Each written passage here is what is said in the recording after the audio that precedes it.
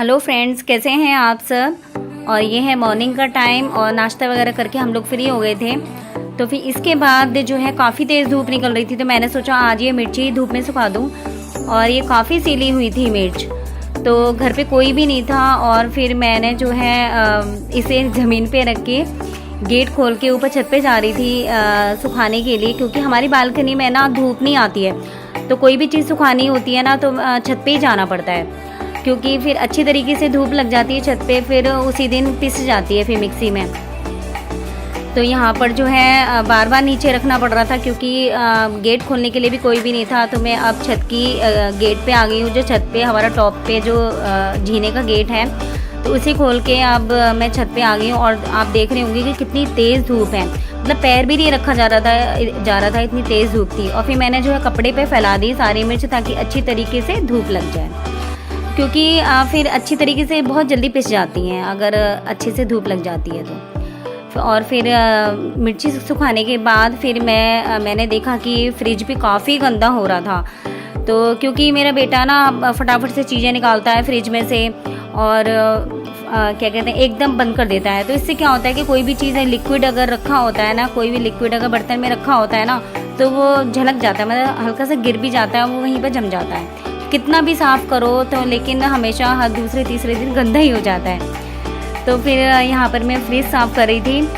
और फ्रिज साफ़ करने के लिए मैंने जो है पानी में, सिंपल पानी में बेकिंग सोडा डाला, और फिर जो है कॉटन के कपड़े से इसे साफ़ करी थी। क्योंकि बेकिंग सोडा के पानी से अगर आप फ्रिज को साफ़ करोगे ना, तो फ्रिज में जो स्मेल है ना वो दूर हो जाती है, और बड़ी फ्रेशनेस फील होता है, मतलब काफ़ी फ्रेश अच्छी तरीके से साफ़ हो जाता है फ्रिज। तो वैसे तो मैं क्लीन करती रहती हूँ, वीकली हम लोग सब्ज़ी लेकर आते हैं। तो मतलब सब्ज़ी रखने से पहले हमेशा कपड़े से मैं क्लीन करके ही फ्रेश सब्ज़ी रखती हूँ। लेकिन इस बार मैंने सोचा डीपली इसको क्लीन कर दूँ मैं फ्रिज को, क्योंकि डीपली मंथ में डीपली क्लीन करना भी ज़रूरी होता है, क्योंकि कोने पे कहाँ कोई चीज़ जमी होती है पता भी नहीं चलता। तो यहाँ पर मैं फ्रिज की सारी स्लाइड निकाल के और सरफ से साफ़ करी थी, क्योंकि कपड़े से अच्छी तरीके से साफ़ हो नहीं पाती है। हम कर तो देते हैं लेकिन हो नहीं पाती है। तो ये एकदम चमक गई थी, हल्के से मैंने सरफ से कर दिया तो एकदम चमक गई थी ये। और फिर इसके बाद जो है फ्रिज जो है बाहर से भी हम लोग कितना भी करते हैं ना तो गंदा ही हो जाता है। और यहाँ पर फ्रिज क्लीन करने के बाद फिर मैंने मशीन लगाई थी मॉर्निंग में। तो फिर उसके बाद बहुत जल्दी कपड़े सूख गए थे, क्योंकि काफ़ी तेज़ धूप थी। तो मैं फ्रिज साफ़ करने के बाद मैं कपड़े लेने के लिए आ गई थी छत पे, और काफ़ी जल्दी सूख गए थे कपड़े। और जो है बहुत ज़्यादा कपड़े धोए थे मैंने आज, मतलब काम ही इतना हो गया था ना आज घर का, तो काफ़ी ज़्यादा थक गई थी मैं। और फिर उसके बाद कपड़े धोने के बाद फिर सारा काम फिनिश हो गया था, तो फिर लास्ट में ही मैं नहाई थी।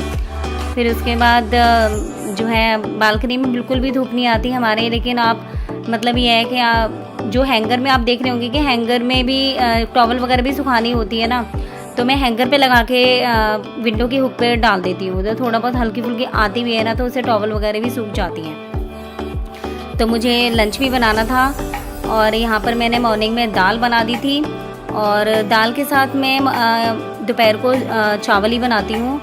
और फिर जो है बेटा भी स्कूल से आने वाला था, और चावल भी मैं बनाती हूँ, कुकर में नहीं बनाती, क्योंकि कुकर के चावल हमें पसंद नहीं आते।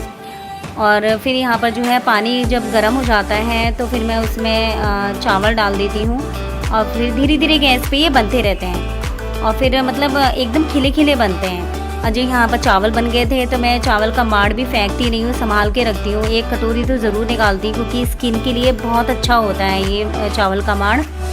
और जो एक कटोरी संभालने के बाद में जो भी एक्स्ट्रा माड़ होता है वो फेंक देती हूँ।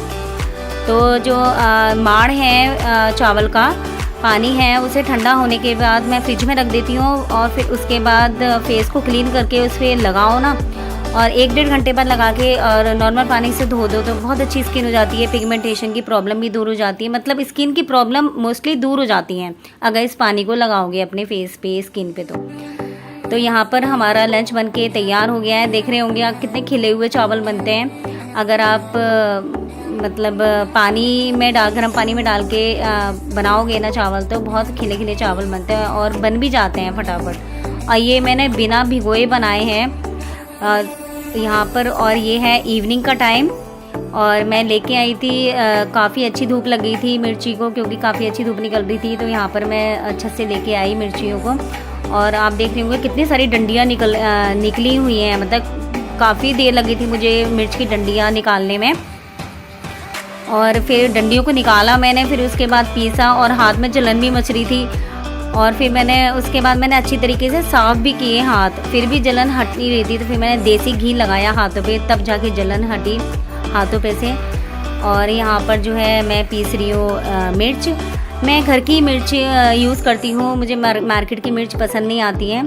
इसे थोड़ा सा भी सब्जी में डाल दो ना तो काफ़ी होती हैं, तो इसे मैं घर की पिसी हुई धनिया और मिर्च मैं घर का पिसा ही यूज़ करती हूँ।